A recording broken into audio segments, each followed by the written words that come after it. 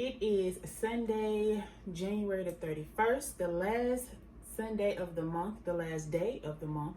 And you know, on Sundays, what do your girl do? Post new content. So, as you can tell by the thumbnail and the title, I will be doing a movie review on American Skin. So, is this in a way? No, okay. So, let's hop right into it. But before we hop into this video, please like, comment, and subscribe to your girl channel. If you are new, leave a comment and I will go show your page some love. So let's hop right into it. I am doing a mukbang. Right now I just have salad, which is just lettuce, kale, a little bit of light ranch and cheese, and then I have a stromboli from, I can't remember the restaurant. I can't remember.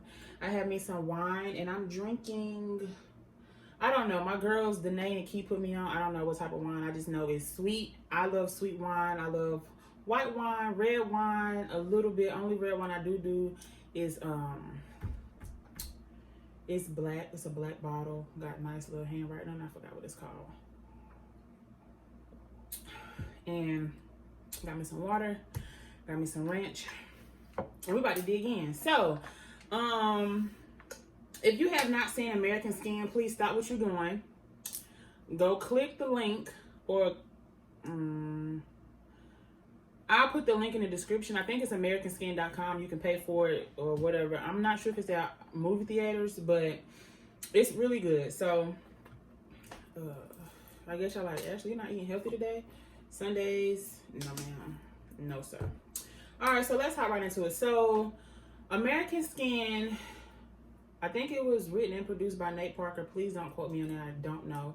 But I watched it on Friday with my mom, which was crazy because I was telling my mom that I wanted. I'm excited. I'm excited. Hey, I'm excited. But we were just talking, and I was telling her like I really wanted to, you know, get into some real cultural stuff for Black History Month, which starts tomorrow.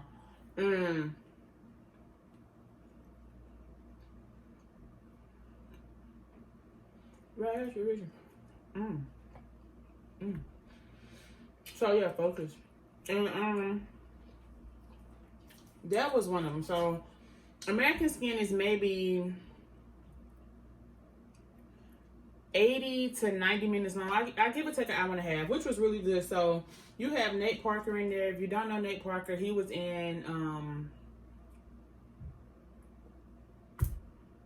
The Great Debaters. And that's really all I know him from. Then you have the woman who played in What Love Got to Do with It, not Tina Turner, but the background singer. And she always, she also was the manager for the Temptations in the Temptations movie. And then the little boy, I'm not sure where the son, I don't know him. And there's another person who was basically the main person that started the whole plot of the story. So pretty much Nate Parker, he is the father of the 14-year-old son, just got out the military, basically starting over again. You know, if you've been to the military, have parents, have family, friends in the military, you know, once they retire, once their duty is over, when they come back home, it's really like, okay, what's next? You know what I'm saying? Unless they retire and they have some type of military fund or they have funds keep coming in.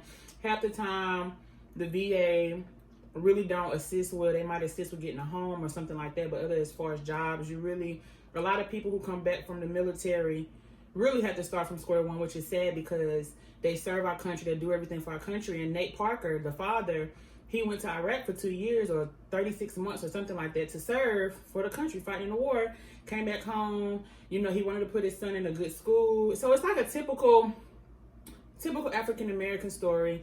Basically, him and the mother have separated, and when he got back from the military, he wanted to play that father figure in his son's life. His son is 14 years old. You know, when you turn 14, as your mama would say, you start smelling yourself. So he wanted to make sure that his son had everything he needed to be successful. So he sent his son to a private school. However, in order for his son to be in that private school, of course, you have to either pay for it or, you know, you have a scholarship or type of fund. So he did, as a father, as a Black American or brown American, he did whatever he had to do to make sure that his son got into the school. So what does he do? He becomes a custodian of the school for his son to attend. If you haven't watched it, I'm telling you, I'm about to give you the tea. So you might want to pause it and go watch it and then come back. I'm about to tell the whole story because by now you should have watched it.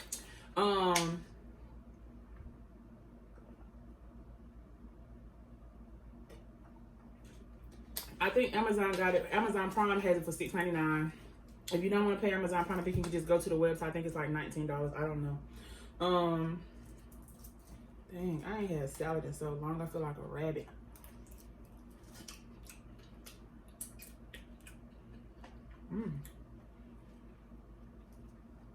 And so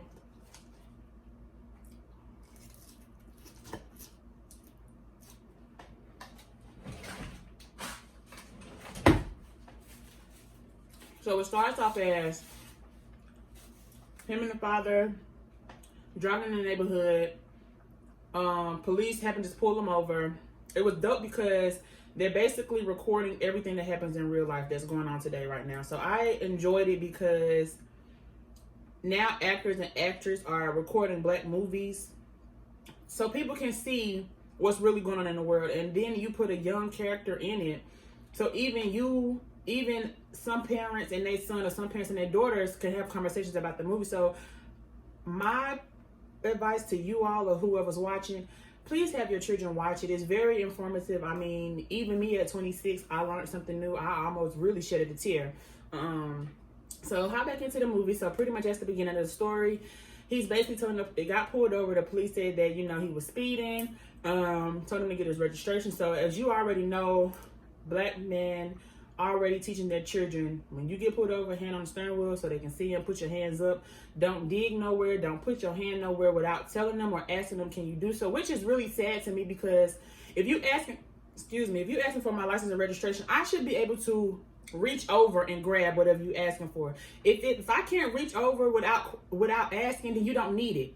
That's how I feel about it. If I have to sit here and say, you say license and registration, okay, officer, am I allowed to reach into my glove compartment to get my license and my registration? I shouldn't have to ask you that. You've already asked me, can you see it? So my next move is to grab it. If you feel scared or feel harmed because I'm reaching over to grab something, then you shouldn't be an officer. That's just me. I'm entitled to my own opinion. But anyway, so he reaches over or whatever. So he tells the son, basically something happened. The registration is past due. And he told him, well, sir, there must be an old card. I know my car is registered. I know I have whatever. So the son reaches in his bag and grabs the phone. Starts recording. So there's another officer on the other end telling him, you know, put the phone up, get out the car.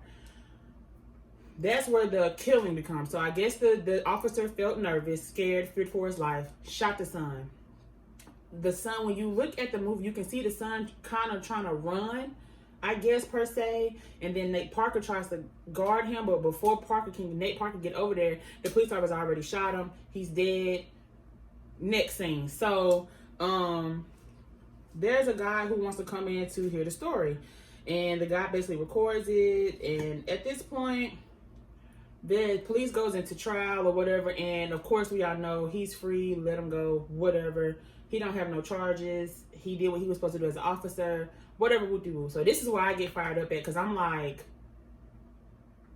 you mean to tell me this man shot this kid and he had a phone? So what I've learned out of this whole movie was I didn't know once you shoot somebody, so another scene, kale nasty. Kale tastes like grass. But I eat it. Okay, so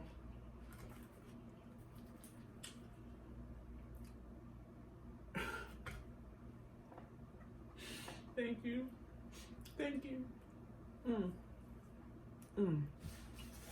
In my Stromboli, I got pepperoni, Italian sausage, and cheese in here. Okay, so focus. So the plot of this story is Nate Parker, the dad, Fed up. He's fed up. So he has a brother. Be like, what's his name? Hardwick. Something. The man off of Power. Ghost. So I'm gonna call him Ghost because I forgot his name off the top of my head. It's Hardwick. Something. He like the brother. But he real quiet, you know, he the ride or die. Bro, what you need me to do type ordeal. So they had the funeral, they told the police he's not guilty. The mother's outraged, she's upset. Oh, it's time to do something about it. So you got the guy basically telling the father, you know, I want to record you, I want to know the story. We're gonna try to get to the bottom of this, whoop. I don't know what came over Nate Parker, but he had enough. He told him, hey, this what really had got me hyped though. This what really got me hyped. He told him, he said, you say you want live action? Don't stop recording. When he said that, baby, the hairs on my neck, okay, them mugs went whoop. And I mean, they went to war with it. So the plot of the story is he brings everybody, honey. He goes into the police station. He go get the black man because a black police officer came into the house, basically try to figure out what was going on, try to talk him down. Woo-de-woo. The 14-year-old cousin, he goes off telling the police, F you, because it's the reason why. You some snakes, you this, that, and the third, y'all nothing but a bunch of pigs. I loved it. They want to boycott this movie and take it off the platform, off the media. No, keep this movie on because people need to see this. This is what needs to be seen, okay? I haven't been this excited in a long time. So then, he goes to the police station. He grabs a black man that came in the house. He went to his house, grabbed him, put him in the car, told the people, don't start recording. He gets to the police station, basically gets machine guns. I mean, him and his brother and everybody went in, shooting the whole police station up. Tied all the police officers up. And honey, he brought in some jail people, some innocent inmates, and they were the jury. And it was innocent people in the police office, the police station, who he had him a part of the jury too. And they went through the trial like it was live. Like, so and he was the judge, or he was asking the questions, and he was the defendant, I think. And he was asking the police officer who shot his son, tell me what happened, knock it down, word for word, play for play, scene for scene, tell me what you saw. Then he said, after you shot my son, where did you go? He said, well, we are ordered to go home. After we fear for our life, we are ordered to go home so we can think about it.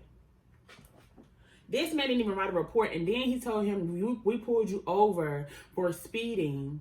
And he said, how did you pull me over for speeding when there were speed bumps? I had to come to a stop. No, you pulled me over. So then the plot of the story was he got pulled over because he was in a white neighborhood after 12 o'clock. And the police officer said, what were you doing in that neighborhood after 12 o'clock? My job is to catch robbers, catch bad guys. How am I supposed to differentiate a bad guy from a good guy when you driving a car like that in a neighborhood this nice?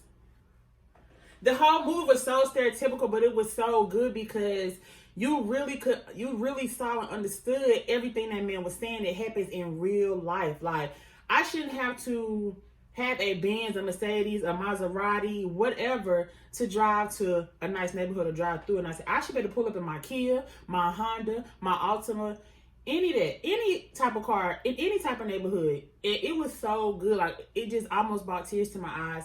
And you even had a Hispanic guy going back and forth with another Hispanic guy. It wasn't just Black Americans, it was whites, Hispanics, all that in that one quote unquote jury. And it felt so good just to hear different sides of the story on how things are played out. And then, I don't know, like, I get excited even talking about it because I'm going to watch it again.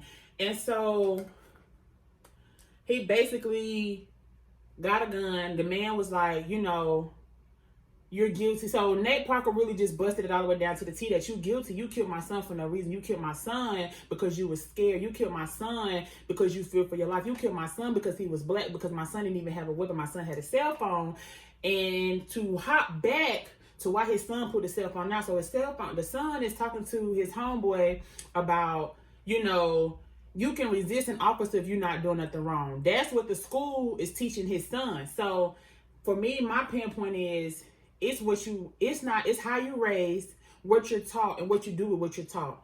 So if I send my child to school, you teaching my child one thing, but at home, I'm already teaching my child, you don't do that to an officer. When the officer tell you to do something, you do it, or whatever the case may be. But then you get to the schools and you have teachers teaching my child or anybody's child, no, according to the law, if you're not wrong, you can resist from an officer, wooty, wooty, woot. So Nate Parker, as a father, was telling him, no, listen, you don't do that to an officer. Do what the officer say. Do what the officer say. Do, or this will happen to you. And it comes into play that he grabbed his cell phone, which in school they're teaching him. He had to do a report that I can record you, because if you listen to the recording, he say, I can have my phone now, I can record. But as a father, he keeps telling him, put your phone away. Put your phone away. Officer, please don't shoot. Please don't shoot. Please don't shoot.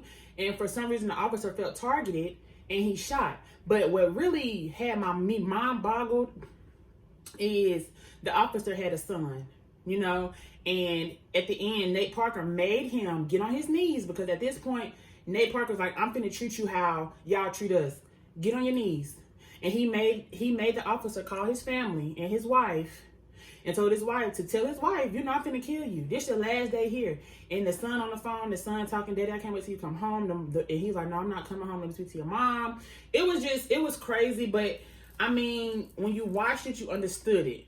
And it felt good to watch a movie and have the roles reversed. Like, it's not a revenge thing for me. It's just common sense for me. And Nate Parker didn't have a bullet in the gun, so he fake pulled it. And the police officer was in tears, whatever. So in the end, he let everybody go. Woot. And I didn't like the end because so many pieces was missing out of the story. You can tell that this movie was created off a budget. And Spike Lee produced it, I think. And I think Nate Parker, I don't know how it worked. I think Spike Lee may have wrote it or whatever. And so much was missing out of it. But however, I don't want to be the spoiler. But when you see the ending, you're going to be like, dang, really? So the ending is really open-ended. Because you're like, well, what happens? You know what I'm saying? So what do you do next? Like, as a police officer, what is your first step? And I have military people in my family. I have a police officer in my family. I have people in that system. So let me go ahead and say this out here, disclaimer. I have no problem with officers. There are good officers, there are bad officers. My uncle is an officer. I love what he do. It's his job. Go out here and make the world a better place. Now, for you bigot officers, that's a whole nother ordeal. I don't think all cops are bad at all. I've known some good officers. I've been let off the hook plenty of time by good officers, so I understand it.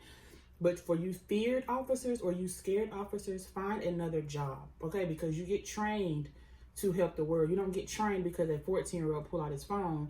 You feel for your life and you shoot. It's not it. But I just wanted to get on here and share my review because it was really good. And there's another movie coming out called The Messiah and the something. And I'm about to, I'm gonna watch that too. It's Black History tomorrow. So y'all, please watch American Skin. Please watch another Amazon Prime movie was Sylvia's Love. That's good. And another one, something about the Miami with Malcolm X and all them in it. Watch that too because that is really good. And I think when you know your rights and you know the law and you know what you are in the culture, you can move a different way. You understand what you can do and what you can't do with an officer. I know a lot of people say an officer ain't nothing without a badge and da. Got it. But while he got that badge on, do what the man say do. It's just simple. I mean, a manager ain't nothing without a being a manager for 8 hours. After them 8 hours, you see it in the street. You might want to fight in the street, but while you at work, don't fight the manager. Common sense. So that's my review. I give it 10 stars. I loved it. I'm going to watch it. I paid for it for 30 days, so I'm going to keep watching it. Leave a comment below what you thought of the movie. For my generation, who's between that 20 and 28 years old, please watch it. It's really good. If you have kids, have your kids watch it because schools are telling them everything for what they need to know. It's Black History Month. School is more... Black history is not just Martin Luther King Rosa Parks, Malcolm X. No, we just had a phenomenal black woman. Cicely Tyson just passed away at 96 just for natural causes. I mean, she was 96 years old. That's history. You have Maya Angelou. That's history. It's not just Rosa Parks, Martin Luther King, Malcolm X. Because if you only knew, Rosa wasn't the first black person on that bus that did that. She didn't create that. Read your history, understand your history, and move forward. I hope y'all enjoyed it. Please comment, like, and subscribe to my channel.